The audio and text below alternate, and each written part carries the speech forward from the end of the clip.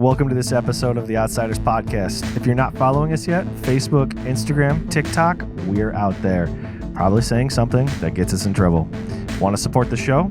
Head to outsidersstudios.com. You'll find membership options, merch, and more ways to stay connected to what we're building.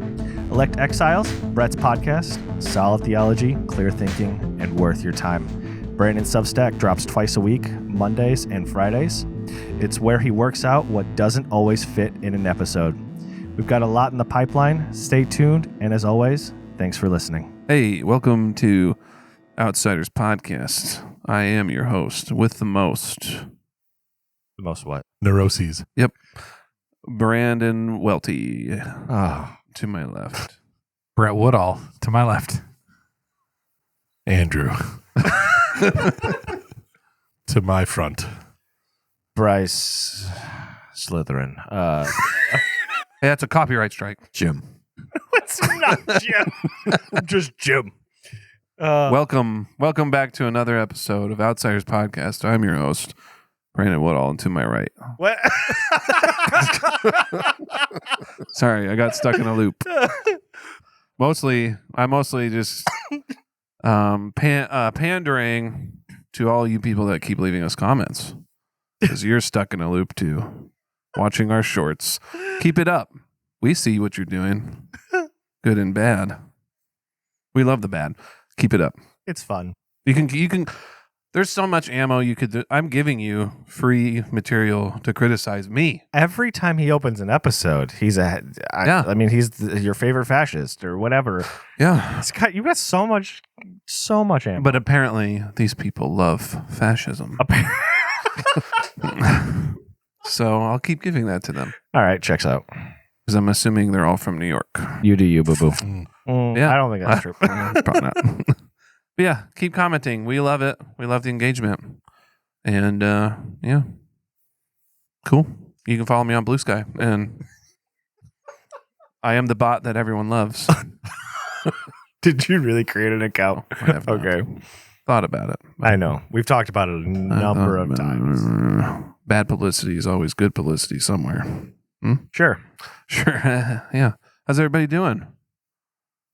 I know Brett's fine. Yeah. I'm fine. I'm very fine. Jim's fine. Brett's fine. Andrew? I had hot pot yesterday, so I'm happy and bloated. Oh, the restaurant. Yes, we're talking about hot pot. The restaurant and hot pot in my mind is Something else. You're thinking of getting hot boxed. Nope. Yeah, you are. No, I'm not. What is that? Brett It's pretending like he like didn't have a life before being a pastor. It's like getting Dutch ovened with weed smoke. Right. Oh. Right. I thought it was an upper decker. No, never mind. Oh, gross. Anyways, Bryce, do you have something? Oh, wait, no. I'm fine. Wait. What? Wait. I don't plan the beginning thing. Oh, yeah. Andrew, do you have something wrong? Yeah, Bryce, take it away. Oh, yeah. So Hey, today- wait. What? Jim, He said he's fine. look at this suit. Oh, yeah. He went to an event. Into an event. Ooh, event. He told us he was going to be late tonight, And he was early. and he was 4 minutes early. That's It late for happens. Jim. We like that about Jim. Studious, like I said, steady force of nature Sure. for our podcast. Yeah. Oh, yes. Force of nature. Yes. Mother nature. He just shakes his head. No. Just waiting for it to get over with. I'm just trying to see if you'll say something. All eyes are on you, Jim. Yeah, I'm waiting for it to move on. Hey, The current force of nature he is time. that's true. We started super late because none of my computer worked. So, Yeah. sorry, Jim. Yeah, if you're watching your watch, you'll know we're late. It's 10:24 Are we live? p.m. We're live streaming. Oh, we Sorry. aren't. We are very late. Let's not live stream. Oh, Yeah, no. that'd be terrible never. idea. Too many edits. I can't edit here. It doesn't work that way. Hey, Andrew, do you have something? Should we keep it short and sweet? Yes, please. Okay.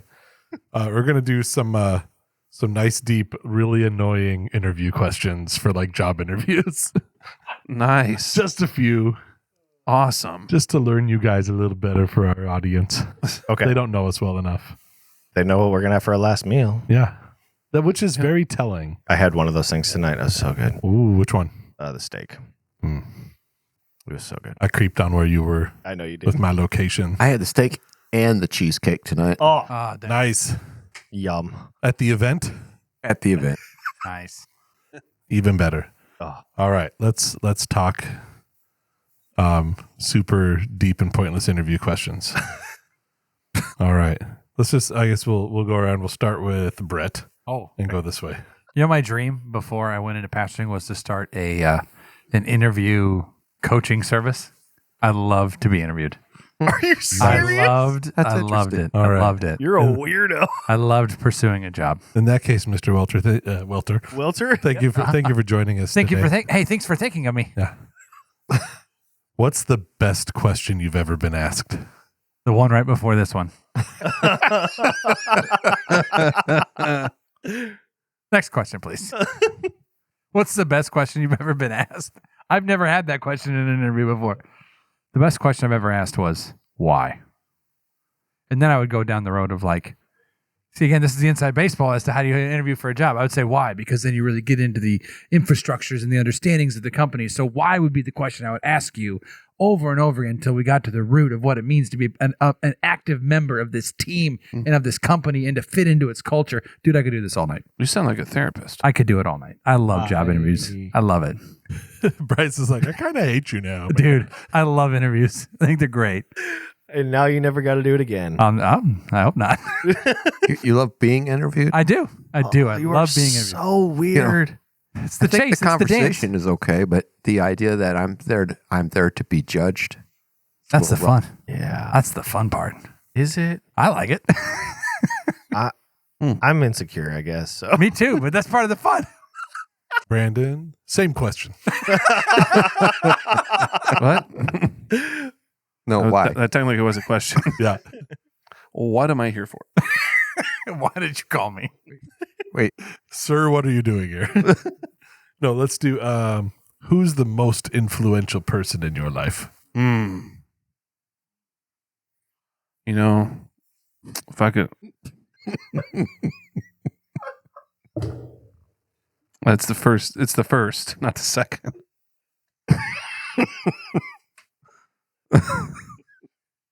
The first one, I'd have to tell you, is my Lord and Savior, Jesus Christ. And that's it. Good job. Why were you Southern? I don't know. It feels like a Southern answer. He's being a televangelist. Oh. You know, that was pretty good. You see, I'm not laughing. I don't know why I'm laughing. Because you don't have a sense of humor. Right. That's right. Oh, wait, that's me. Sorry. Jim, if you could give a friend or loved one a superpower, what would it be and who? How is this an interview question? That's an interview question? Yes. Hey, you're being interviewed to be a rodeo clown. Okay, so if I could give a loved one a loved one or friend. Yeah. superpower, that's an odd question. So odd. Super strength, reading minds, flying, invincibility. Doing taxes.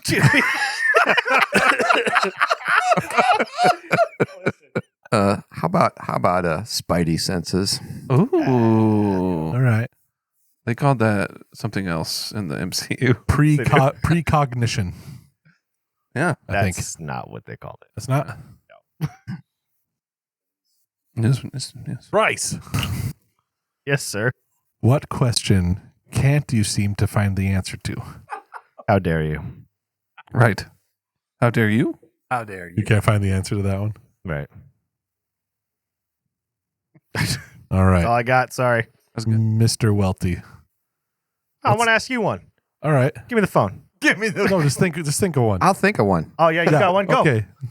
Hey, Yo. if I need you to clean the toilet, can you do that? Yes. He was a janitor. Well, You should ask him his I had- janitor story you know what? off the air. You know, I hired a lot of young people, so I recognized that in my interview process, it needed to be simple because I'm not going to find out the truth anyway. So Good word. so it was pretty simple. You know, if I need you to clean the toilet, you're going to be able to do it. I don't really stone faced, really harsh, right? And you know, obviously everybody said yes. Mhm. If I need you to work Friday, you're going to be able to work Friday. Let's get that one out of the way, right? What is honesty to you? Well, I have my truth. Oh. Yeah. No higher. Yeah. Hey, clip that one. You know, Is that the actual one for me? Or Sure. Is that, okay. Yeah. Sure. Yeah. What's honesty to you? Honesty is, I mean, it's not subjective, it's objective. You know, there's truth that is factual, and then there's honesty in being a trustworthy person. Okay. And Here's my thinking. Too many words. Okay. No higher. oh man, all right, I failed. Right? I was harsh. Hey, All right. You were mean, Jim. That was almost. There's only one more question in my whole interview. I'll tell you what. You go think about it. I'll think about it. Can you call me tomorrow at 10? Oh, nice. Oh, Nice. Right? You call me at 5 to 10. You got a shot. You call me at 10:05. No higher. man. Fascinating. I don't want to work for you. Let's get all this stuff out of the way right here before we get into the job. All right. All right, checks out. Now I want to work for Jim. Hey, All right. Should we do another round or should we keep it short? One round, quick, Okay. rapid fire. Pew pew. That- I will not be That's short. That's not a thing. Yeah. No, of course. You're so tall. You're 6'5" or something. Not sitting down. All right.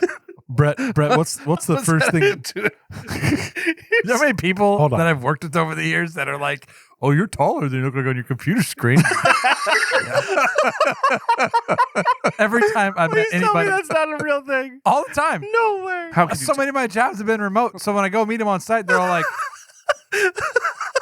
you're not that tall on the computer. I'm like, well, I guess none of our viewers really know how tall you are. No. Brett's very tall. He's pretty dang tall. I'm like an inch and a half above the bell curve. 6'4". Yes. 6 1/4. Go ahead. Ask your question. Okay. All right. What does the color blue sound like? I don't know. Go ahead. I actually have an answer for that. Yeah, I'm because, sure you do. because of the autism. All right. Right. Right. What's the first thing that comes to mind when you think of success? Me, baby. Oh, that's a good question. You see, I would have to know what kind of job I was interviewing you for to I answer that want question. that question. Give it to Jim. Go ahead, Jim. I'm going to tailor that question to the job I'm applying for, if I'm being honest with you. Okay. Because to me, it's all a game. Go ahead, Jim. Contentment. Well, there you go. I Now see I'm that. not hiring you because you're not an upwardly mobile, successful man that wants to be a manager here. That's true. That's true. Right? Just kidding. Good job. Next. All right, Brandon. Oh, me? Yeah.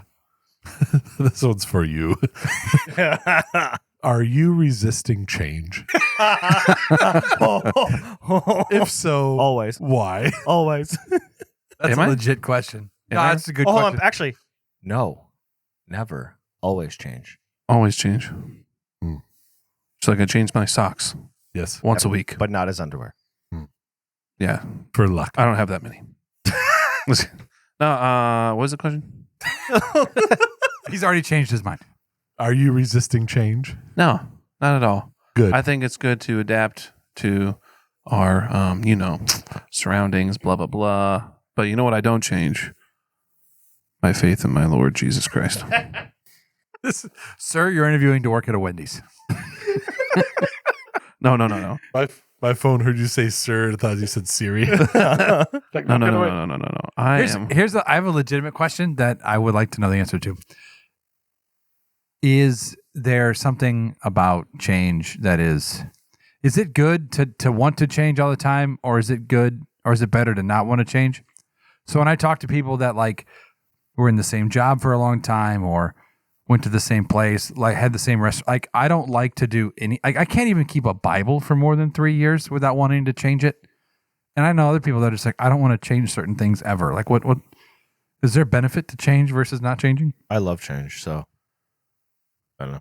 The guy that would rearrange the living room every other week. yeah. I like change. I love change. I don't think change for change's sake. Rearranging the living room doesn't matter all that much. It does. Although it could be more efficient, right? If it's more efficient, I'm all for it. I'm somehow found multiple different layouts in my parents' house. It was crazy, and most of them sucked. And the TV was wall mounted. We had to keep moving it. It wasn't wall mounted the whole I time. know, it's messing. Yeah, and I think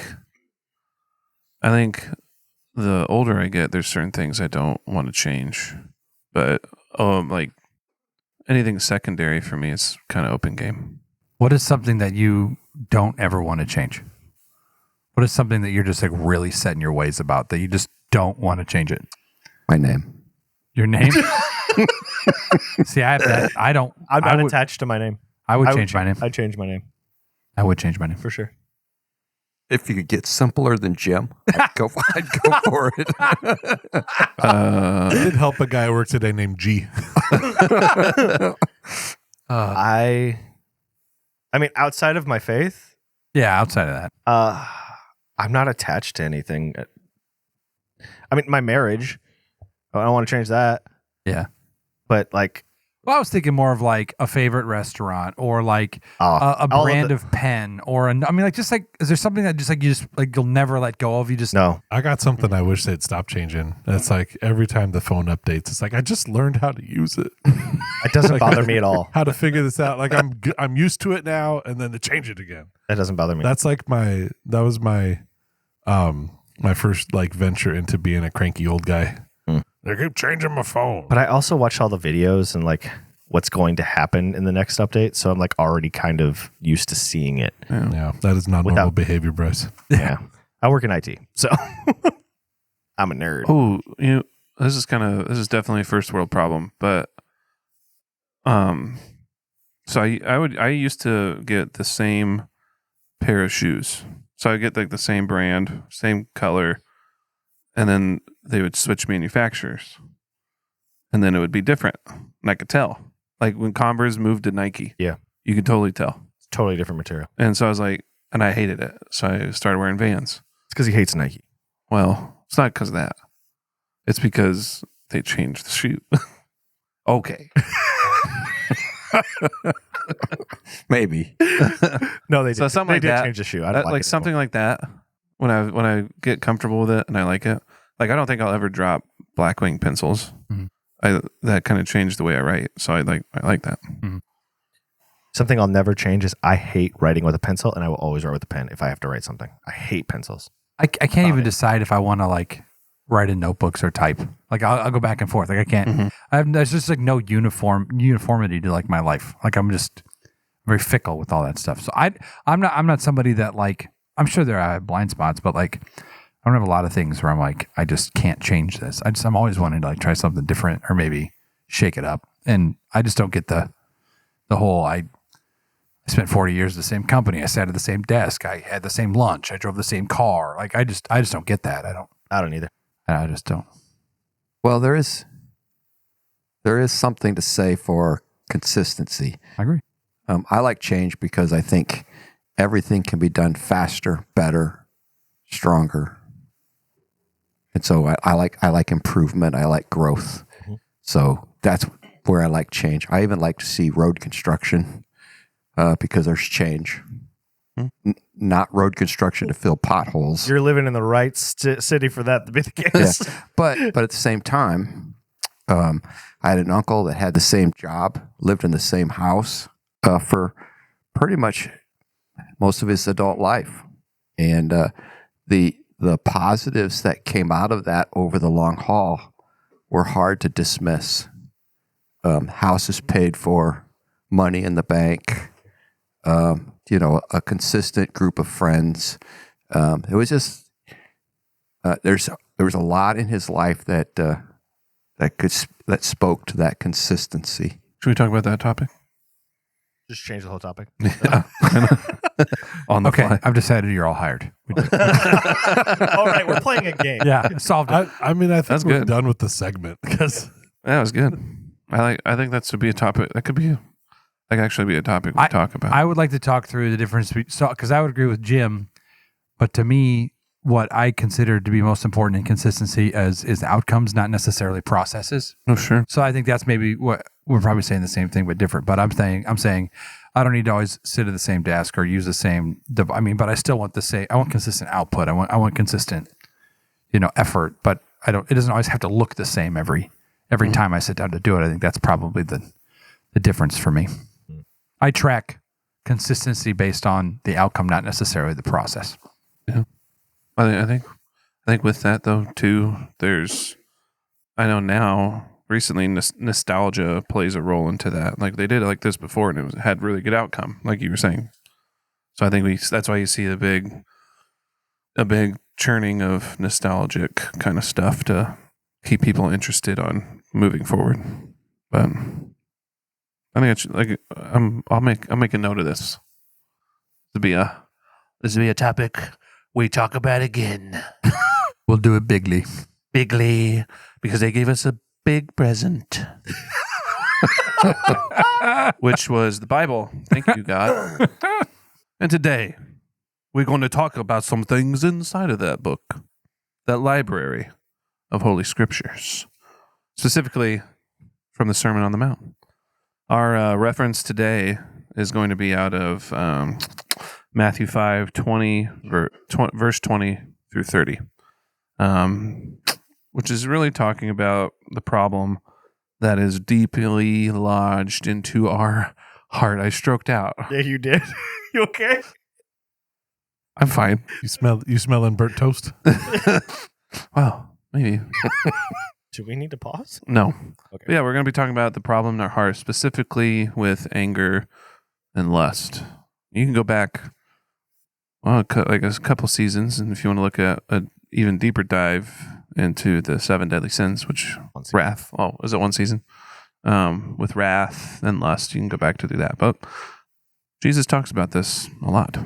Talks about the problem in our heart, and so the core idea is that Jesus says real righteousness is not just rule keeping; it's something that is transformed in the heart. There's a metamorphosis that happens inside of us. So some key thoughts that we're going to be seeing tonight is that Jesus says our righteousness must exceed that of the scribes and Pharisees. And they were elite rule keepers, but their focus was always on the externals. And so Jesus shifts the focus inward. And so here's my big line before we start talking about specifics of anger and lust. So Jesus isn't raising the bar of behavior, he is exposing the condition of the heart. And so with these two examples, anger and lust, they show the heart level righteousness, what heart level righteousness can look like when he takes control of whatever's going on with that. So before we get into it, who wants to be, that was weird. Who wants to be my first commentor? When I read this, my very first time for reading through the Bible, and I read that my righteousness had to exceed that of the Sadducees and the Pharisees, my thought was, I'm in trouble. Because he's talking to a group of people that believed that these people were the most righteous. And to say that my righteousness had to exceed that of the most righteous person I know to enter into the kingdom of heaven, I'm like, I'm in trouble. I would say in one way, he is raising the bar. Like at the end of chapter 5, he'll say, be perfect as your heavenly Father is perfect. So, I get what you're saying when you say he's not raising the bar, he's exposing the heart. The bar is already higher than we thought it was. Mm-hmm. It's already, we're not hitting it. And to Jim's point, we're looking at these Pharisees who look like they're hitting it, who look like they're the gold standard. And what we're finding is that even they are not where they're supposed to be. Mm-hmm. It's like when a pole vaulter goes under the bar and they don't touch it. It's like, yeah, it didn't fall, but Well, exactly. Well, I think, and mostly, I'm talking externally. We shouldn't be raising the bar externally here because we're not the one that's setting the bar by any means. It's God that sets the bar. We like to pretend that we can set the bar. I think when we're shooting for the externals, we're missing the whole picture. We're in the wrong race. Our ladder's against the wrong wall. And I think that's what Jesus is pointing out here. Mm-hmm. 100%. So, let's get into this. So, Matthew 5:21 through 26. Andrew, could you read that for us? I can. You have heard that it was said to our ancestors, do not murder, and whoever murders will be subject to judgment. But I tell you, everyone who is angry with his brother or sister will be subject to judgment. Whoever insults his brother or sister will be subject to the court. Whoever says, you fool, will be subject to hellfire. So if you are offering your gift on the altar, and there you remember that your brother or sister has something against you, leave your gift there in front of the altar. First go and be reconciled with your brother or sister, and then come and offer your gift.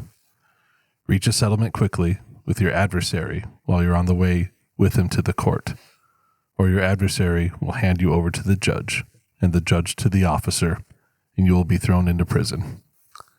Truly, I tell you, you will never get out of there until you have paid the last penny. So anger and contempt destroy relationships, even if no one is physically harmed. The commandment said, don't murder, but the common interpretation is, if I didn't kill anyone, I'm good. Jesus says contempt and hatred come from the same root. So like eye rolling, contempt towards a coworker, right? You only eye roll at your coworkers? No. Just examples, though. Oh, okay. But destroying someone in a group chat, silent treatment at home. We all have done that, right? No. Sarcasm meant to belittle. Yeah, that That one hits me. So Jesus commands reconciliation before religious activity. You need to come together. You need to make it right. You don't need to start harboring bitterness and anger. And here's another thing. You can't reconcile by yourself. Like if you feel like you've been hurt by someone, you need to go to that person, because alone we tend to fester, we tend to make up scenarios in our minds, which I would say opens the door, gives foothold to the enemy to kind of like speak lies to us and into our thoughts, right? So he's like, oh yeah, they intentionally came to you and said this thing. And you should be like, oh yeah, they did. But then they said this other thing, which might not have even ever happened, right? The scenarios just start to snowball. And so what Jesus says is, no, go to the person. Don't let that sit inside of you, because it will rot you out. It will poison you. It'll poison the well of your heart. Yeah. So Branden and I have a lot of history. We have these wedding rings. I do have a wedding ring. It's not for him. We have a lot of history. We had a point where in our friendship, it was a friendship ending situation. I'm not going to go into detail, but we had some. It was a big thing, and I had a lot of bitterness and anger and resentment built up in me. Right, rightfully so. In some ways. Yeah. To an extent. To an extent, but still. By human standards, sure. Yeah, by human standards, by human standards, sure. But Branden came to me. I mean, I can picture, it was so vivid. He's like, hey, can we chat real quick? I did not want to talk. I didn't want to talk to him. I didn't. I didn't want to have a conversation. He put his hand on my shoulder and was like, I'm so sorry. And he did everything biblically how he should have, asking for forgiveness, seeking reconciliation. And I was not at a point where I wanted to do it. So we didn't, because of me. It was my fault. Branden absolutely did everything correct at that point. It wasn't until, years later that 3 years later, 4 years later. I don't. It was a bit I feel like because that was in 2016, yeah, and then it was 21. yeah. Yeah, it was. It had to. so it was almost. it was 5 years. isn't it? 5 years. Yeah, Yeah. it was 5 years later. I walk into the doors of our current church. Brandon's the first person I saw. Walk in, Brandon saw me, walked right to me, gave me a huge hug, and said, "Oh my gosh, I'm so glad to see you." And I had held on to all of that anger and resentment for all of those years. And the moment he hugged me, the Lord removed all of it. And now he's one of my best friends again. Like here we are, years later, and the Lord, true reconciliation happened through the Lord. But there's anger destroys you, destroys so much, and we've experienced way too much of that. And but yeah, I mean, like for the longest time, most of my life, I have been a really rage-filled, angry person. I don't think I am now. It sneaks out every once in a while, but that's all because nothing I did.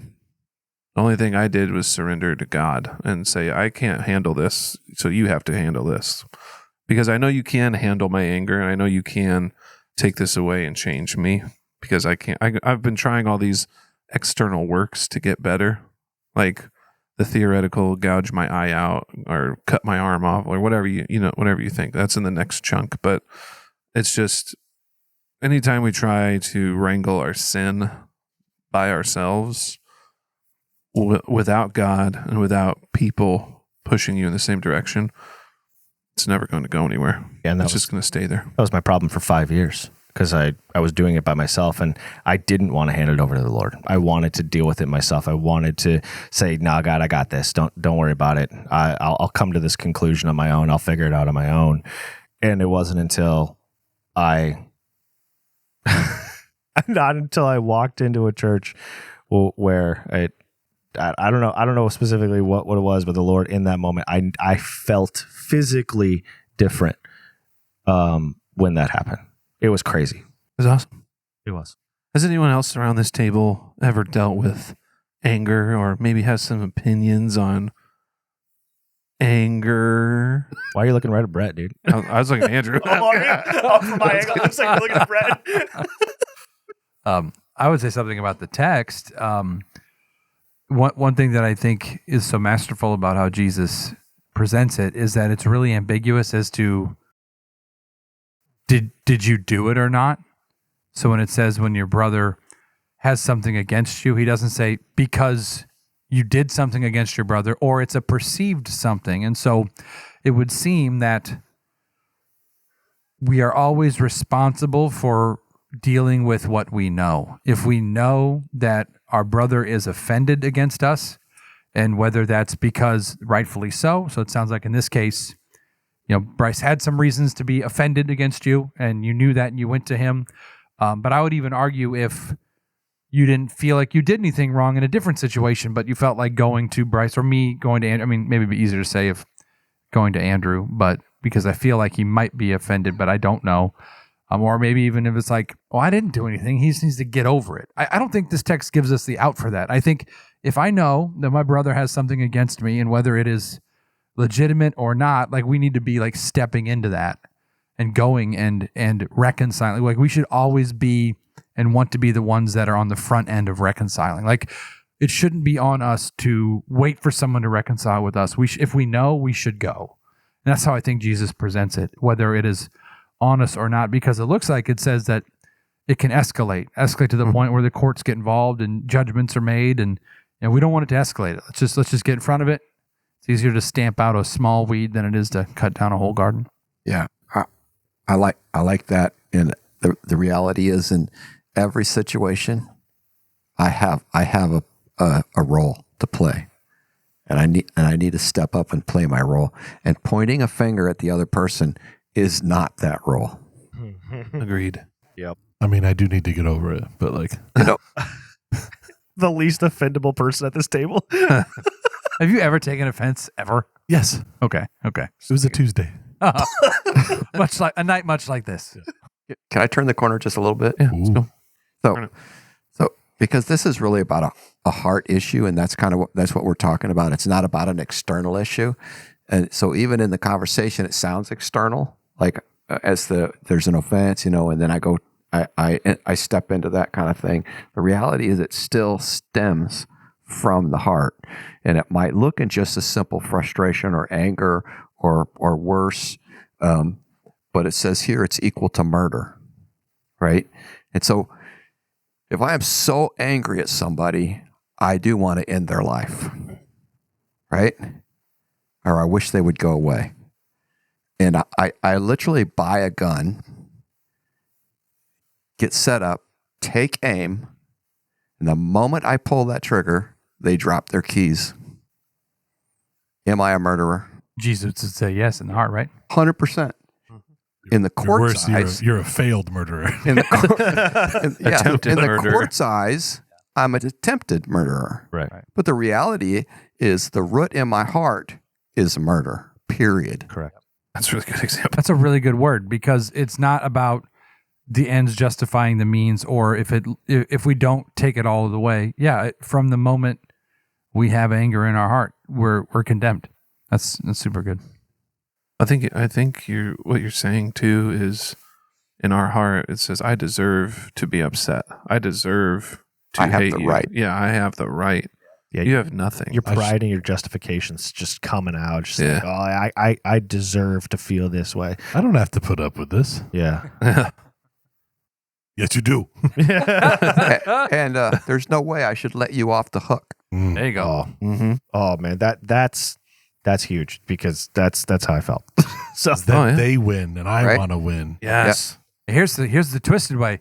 Isn't God a God of justice? Doesn't he see Ooh. this? Oh, That's how we get it twisted. As Christians, we're really good at saying things that Really? sound really pious that are not. You're only looking through the lens of your pain or your Yep. hurt, your offense. You're not looking at exactly. you're not right in your mind. like Right. because if you want that full justice, it means that you get the wrath. Yeah, and that the piece that's missing out of that is wrath is the Lord's, not ours. It's not it's not up to us to have any of that wrath.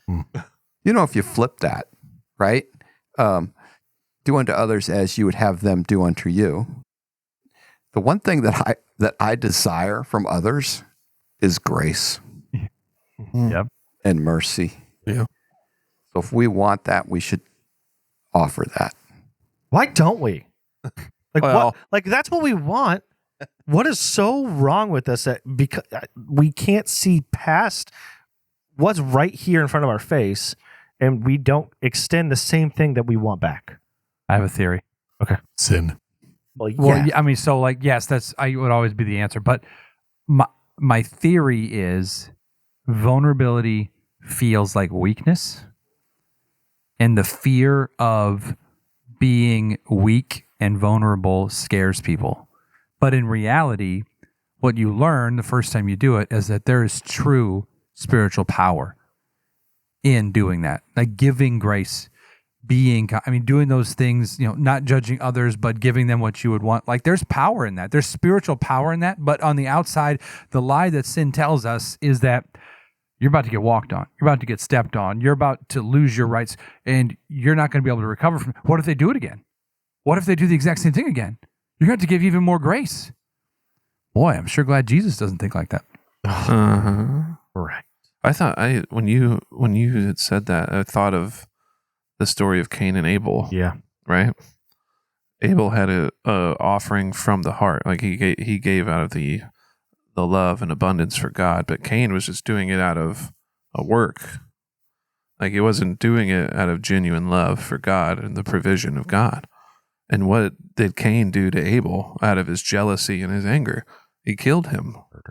And then even though God said, hey, I'll protect you, Cain still feared that he's like, this isn't enough. I have to build this city, this wall around me, which in some ways you could say that's what we do with God. When we get so angry and we don't get it right and make it right, we build layers and layers upon our hearts, so where we're so embittered, we get to the point where we're almost shaking our fist at God, saying, I can't believe you put me here, even though I put myself here. And that's not where you want to be. Mixed with a little dose of, I can't trust you because that means you were right and I did something wrong. Jonah. Right? I can't believe, I knew you were merciful. How dare you make me come do this? You did it anyway. Yeah. No, like, don't objectify a person in your anger. Don't make them less of a person, or you just say they're not a human at all because I'm so upset with them. They are an image bearer, and we are to make things right. Yeah, I would also say it's hard to hate up close. Uh-huh. It's one thing to be a keyboard warrior or to get after people in a way that is very safe.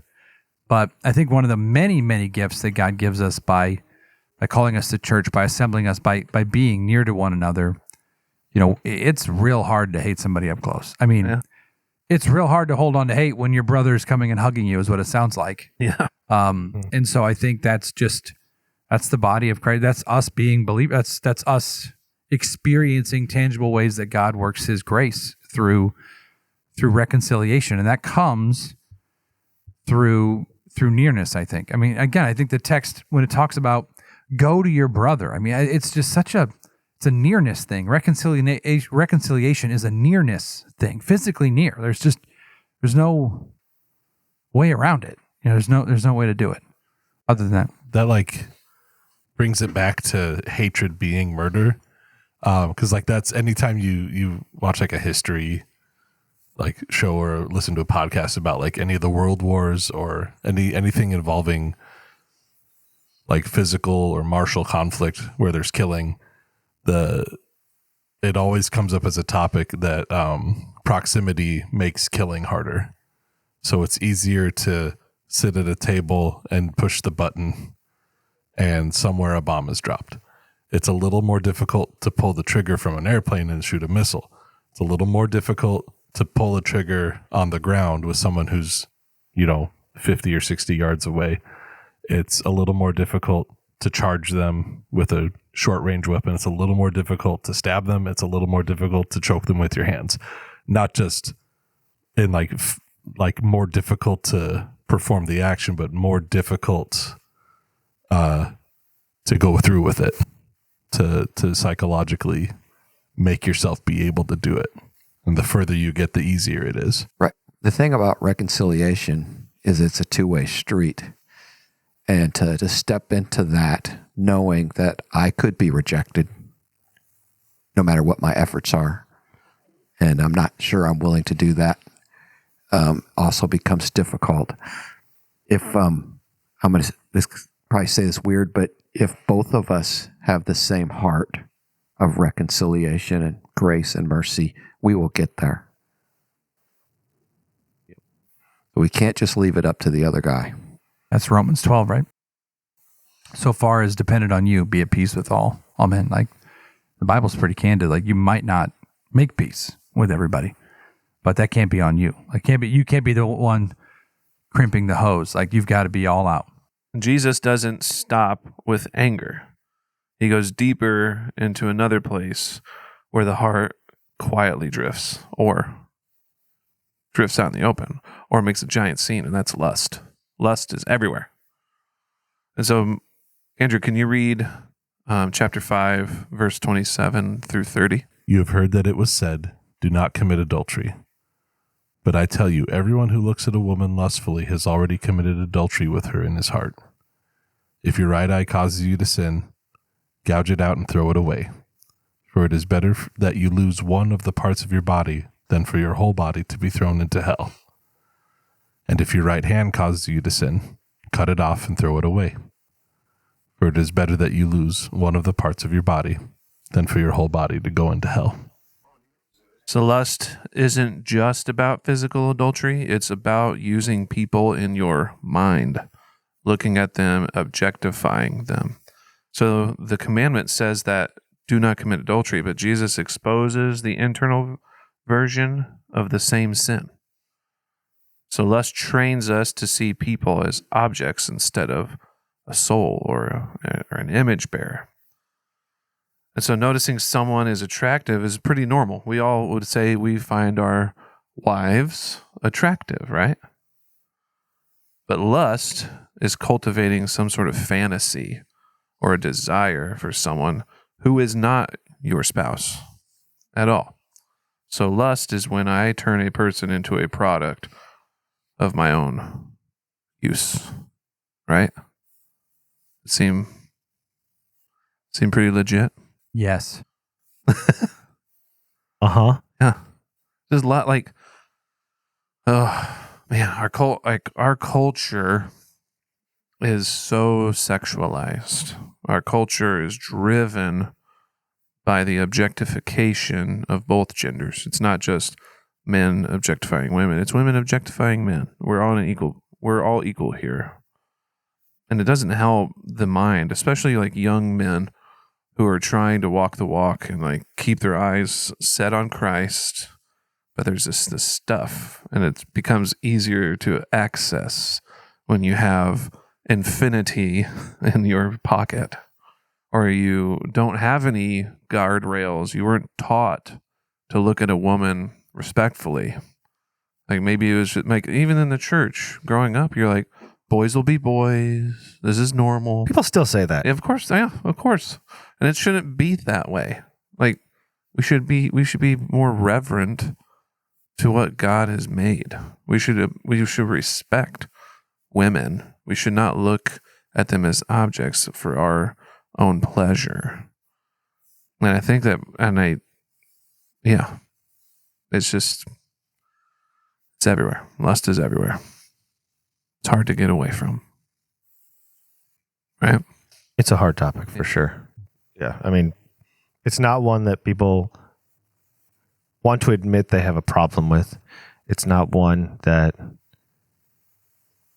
well, there are some people that are just openly grotesque about it, but in I would say in Christian circles, it's one that's like the biggest shame, and no one wants to admit it. It though, yeah, all sin is equal in the eyes of the Lord, but like this one, for some reason, we place on top of all of the other ones. So no one wants to talk about it.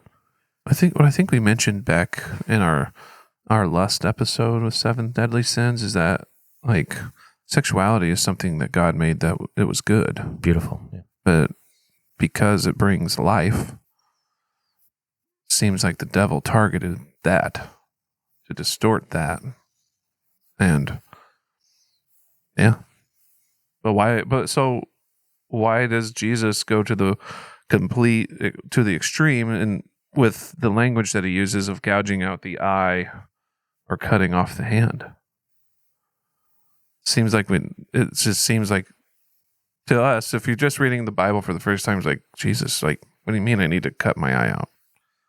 Tell me that. Like, what would you do if you're a first time reader of the Bible? Like, what would stir up in you? Well, I was going to jump in and say that I think if there's anything we can add to what we've already said about lust from the 7 deadly sins is if you look at these two together and what Jesus is doing in the Sermon on the Mount, he's telling us that there is no aspect of our lives that God isn't ruling over, even the unseen, unspoken, unsaid things. So God's magnifying glass, God's view of even what's going on inside of our hearts and minds matters. It's a big deal. There are no texts that ever suggest that the devil can read your mind. Yeah. And yet it is very clear that God can see everything, including what is going on in our hearts.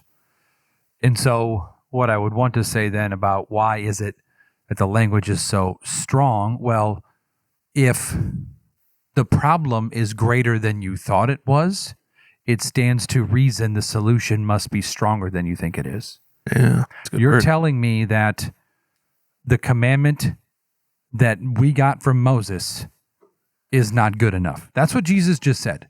Yeah. Your language is one of this commandment you think you've been following for thousands of years as good Jews. You're not doing it. You're not meeting what the commandment actually means. Mhm. So it's not just the external act of stepping out on with somebody that's not your wife. It's if you have a thought in your mind, you have committed, you've broken that commandment. And so if the problem is greater than you think, then it would stand to reason that the solution has to be more radical than you think, because that's the thing about sin. The only way you can fight sin is radically. There's no 12 steps to fighting sin. Yeah. It's stop, especially sexual sin. Yeah. Or The only answer you get is tear out your eye, cut off your arm, flee. Those are the answers. That's it. Like it's get out of it. That's it. We'll enter this with natural desires already that are already God-given. We tend to, justify maybe. I don't know the right words. But maybe it's not all that big of a deal. And I think Jesus is saying here, it's a big deal. And so he's emphasizing how big of a deal it really is.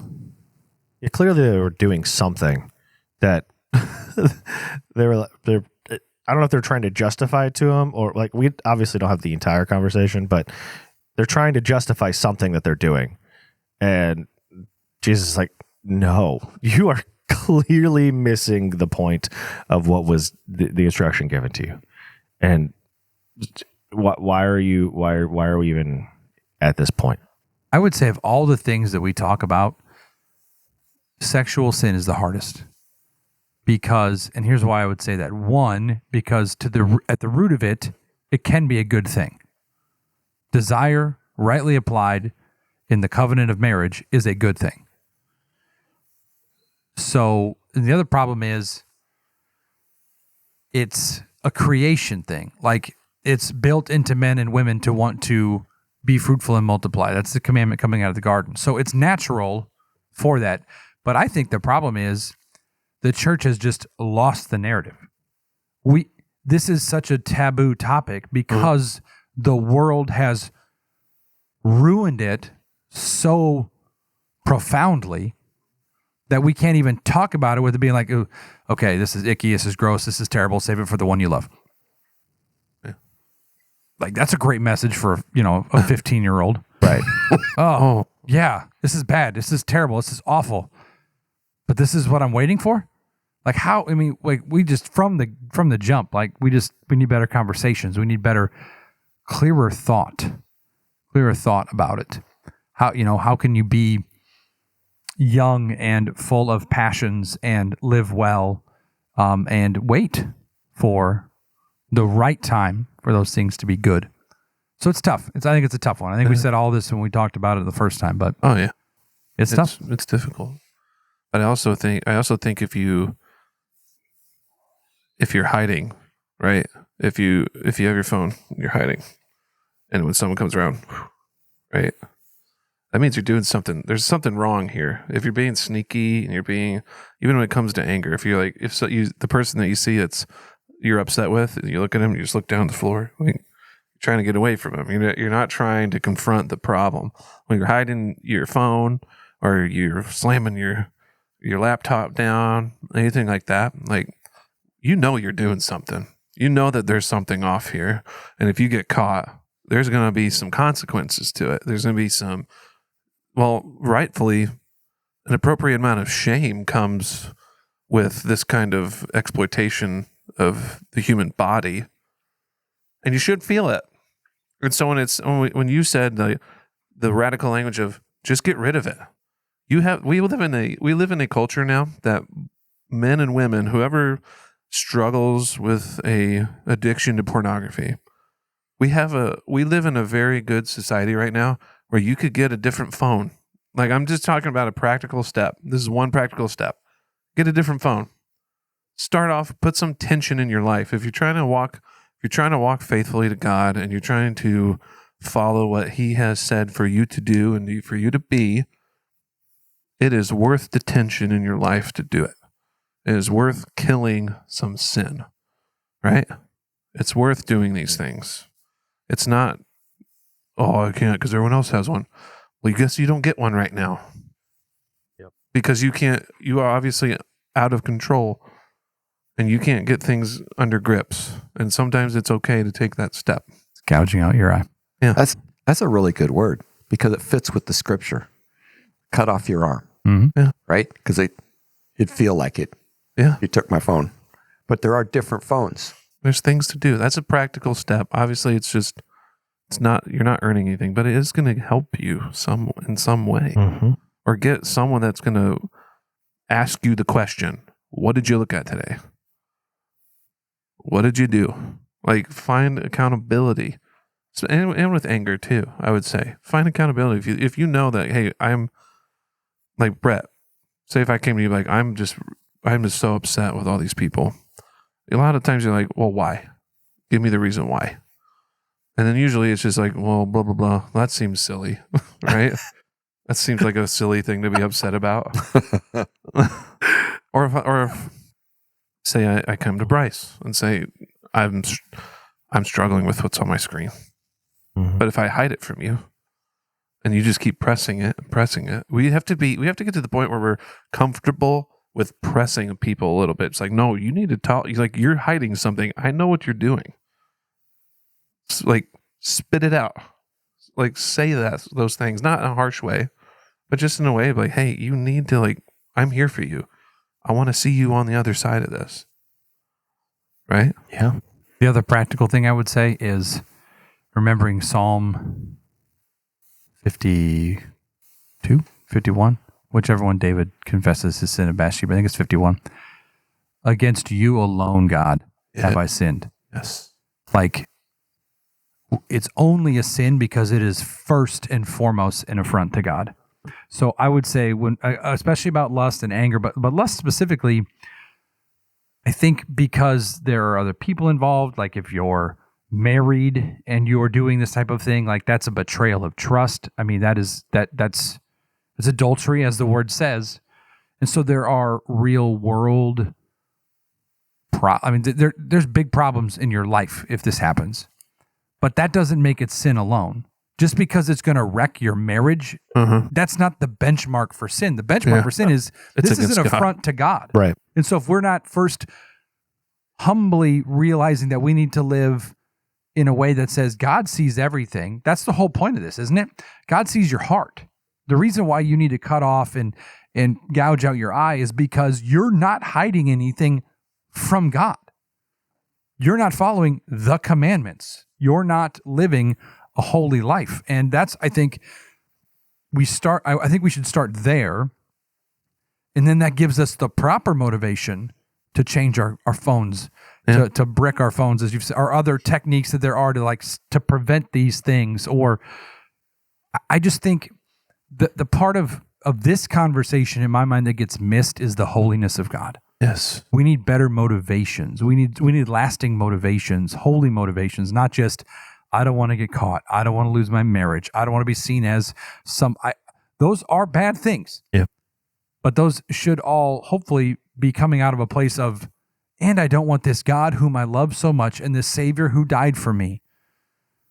I don't want to live in a way that dishonors him. Like that's got to be part of this conversation. Yeah. I agree. As a relationship, I don't want to offend him, my Father whom I love. Yeah. It really comes down to the heart again. Words will never sway the heart. What does sway the heart then? Love. If you love the person, what do? You make the thing right. You make it right. But if we love God, our entire motivation in life changes. I think I agree with what you guys are saying, but I want to push back a little bit and say, I think the word of God can sway us. So I know we said words never sway us. And I think the argument being no human words can ever cause us to be changed. But I think God's word, again, we said, by loving God, it motivates us. Well, I agree, but I think there's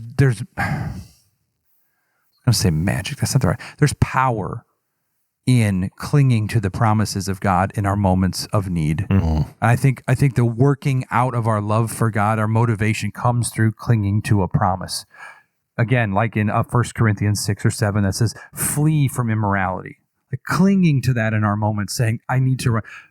I think we're saying the same thing, but I just would want to just really, I've been, in my own time of study, it's been really just impressed on me that we fight for holiness through the promises of God. And I think for me, I've spent so much time trying to fight for holiness without tethering it to something tangible, an actual promise that God has made, or something that he has said. And I have found that when I have a word from the Lord at the moment that I need it, I'm able to withstand the schemes of the devil. And so I want to lean more into, I'm leaning more to that personally, and I'm maybe just saying it out loud here that we can talk about it. But I think that clinging to the promises, what God has said, helps me to love him better and helps me to walk in a manner worthy of the upward call. I think you're 100% right. I think we're saying the same thing. You are. I mean, I wouldn't want to say that we were disagreeing. No, we're not.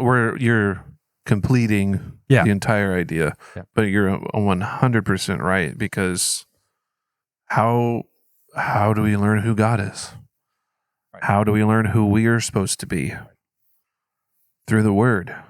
And if you're not saturating yourself daily in the Word, what do you expect to happen? Yeah. It's nothing. You're not going to know. And so if you're like, hold fast to the Word of God. Hide it deep within your heart. Because if you don't, then you're just making stuff up. You're not. You're saying you have ideas. You're trying to use moral value, which morals, if it's not grounded in Scripture and what God says is good and what is not good, then you're just swaying. You're in the wind.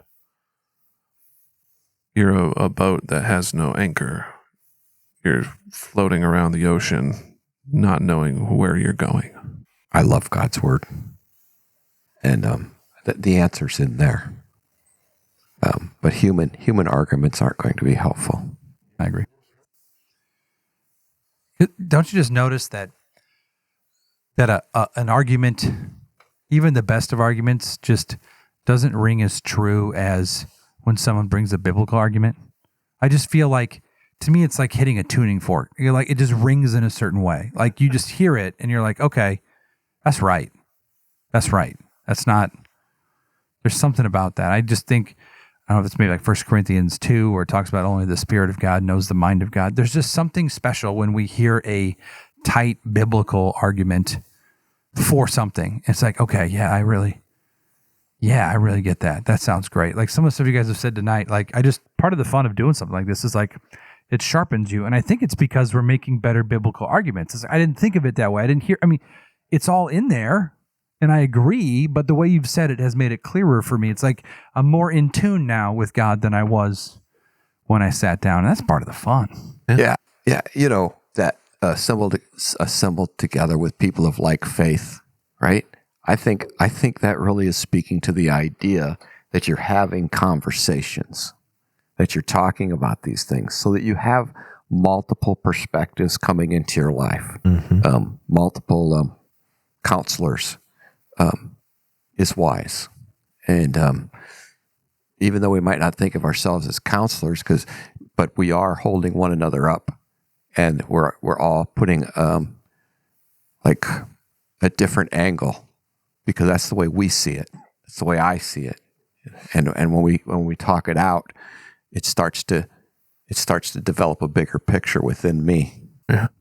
So, okay. I don't know if we're like off the reservation or we can talk about whatever we want, but I want to talk about a couple things. I am fascinated by the drift of morality and how I think specifically when I look at the 5 of us around this table, that we all grew up in some level of a society or a culture that has some sort of Christian residue on it. And like we're living in a time where that is just rapidly deteriorating. I think about, for example, I still follow a Christian guy, I think, on Substack who like melted down Substack because he was using profanity in his prayers to God. And it melted the internet. They were like, this is an inappropriate way to express your anger to God. So much so that he actually backed off of it and like wrote a retraction, which was fascinating. But I think and then I think about all the discussions about harm and consent. Those are the conversations that are being had around sexual things right now. It's not about a higher morality. It's not about being married. It's, did they consent? Is anyone being harmed? If no one is being harmed, it's not against the law, which opens the door for pornography and all of these other immoral. So we are living at a time when just what we would have called decency a couple of generations is gone. It's just gone. Yeah. So we're having a different conversation tonight because we can't lean on the fact like basically good American people see the issue this way, and we're just trying to help them get over the hump to get to the bottom. No, like we are now speaking a foreign language to the people that are coming up behind us because they don't even know that it's wrong to look at images on the internet. They don't even know that it's wrong that you having hate in your heart is killing. They don't even know. It doesn't exist. It's crazy. Yeah. But that brings in a whole new opportunity because this generation coming up behind us, right, is incredibly curious about the things of God. So there's not only are they open, they literally want to talk about the things of God. They want to hear. There is a hunger and curiosity in this dark place that we're in right now. So, I mean, there's that for me. That's exciting. Yeah, it's super cool. There will be no mushy middle anymore. Agreed. It's going to be, you're going to have to know which side. You're either going to be for it or against it. Like, there's just going to be no like, I've said it before. I'm sure I've said it on the podcast before, maybe years ago. But there was a time when if you wanted to sell life insurance in South Carolina, you needed to be a member in good standing of a local church. That gained you social capital. Now, for many people, it's a detriment. I don't want to be tied to some archaic organization like that. That will cost me sales. It'll cost me social capital. That's where we live. But that's, to Jim's point, that's exciting because now we can get down to business. And the business of God, because that's what people want. That's all we have to give. We don't have to placate all the people in the pews that are thinking, could you just tone down this sin talk? Like we're all good people here. Nope. So anyway, you got a vendetta against that, I guess. Well, I think what you said and what you've said as well is like the generation behind us is so disillusioned with the organizational, like governments. They're like, yeah, this is crap. This isn't true. This isn't real. Then they look at the churches who only speak good things. Yeah, that's not real. That's not true. There's something else here. Tell me the truth. They want to know the truth because they've been disillusioned their entire life because, say what you will, our culture really knows how to propagandize us to believe in something that isn't there and that is not real. Yeah, manipulation's easy. Yes. Say it enough times in a pleasant way and they'll follow you. Mm-hmm. Dogs like vegetables. Vegetables aren't real. Just like birds. but to his point, there are so many commercials out there talking about how your dogs need green beans and carrots. Oh, what the heck? Thank you. Thank you for saying the things that matter to me, Jim. I hate those commercials. My dog's food doesn't need to be in the fridge. Oh, it's not real. What do they eat to survive? Garbage. Meat. Yeah, garbage. They're good on garbage There's too. scavengers. I feed my dog. I'm sorry. Mostly garbage. You're right. It's fine. No, but like say this, like if this is your world, if this little thing right here is your entire world, if you're laying at home rotting in your bed watching this, not being in reality, they can give you anything and you can buy into it fast. you see it enough times, like, well, that must make sense because so many other people are seeing the same thing I'm seeing, right? That's not true. Not true at all. Like this world, this right now it belongs to God, but God is allowing the devil to run rampant. That he is the ruler of the air. Before he returns, he's trying to take as many people with him. Before Jesus. Yes, before Jesus returns. A lot of pronouns that sentence. Yes, Good a lot job, of pronouns. Good job, Sorry, Bryce. pronouns. I'm going to read this to you, all right? Romans chapter 6, beginning at verse 15. What then? Should we sin because we are not under the law but under grace? Absolutely not. Don't you know that if you offer yourselves to someone as obedient slaves, you are slaves of that one you obey, either of sin leading to death or of obedience leading to righteousness? But thank God that although you used to be slaves of sin, you obeyed from the heart that pattern of teaching to which you were handed over. And having been set free from sin, you became enslaved to righteousness, something that happens in our hearts when God comes down, says, you are mine, I want you. And your heart is changed, and your heart has been metamorphosis. Something that was stone has turned to flesh. And now your eyes are open. Oh, I had an example of one of the students that comes to our group. And she was like, man, I got saved and I thought it'd be good. I thought it'd be peachy, but I am wrecked by my sins. I'm like, it's because you're filled with the Spirit. You see the things that you were giving yourself into. And now God's like, no more. You're not enslaved to that way of life anymore.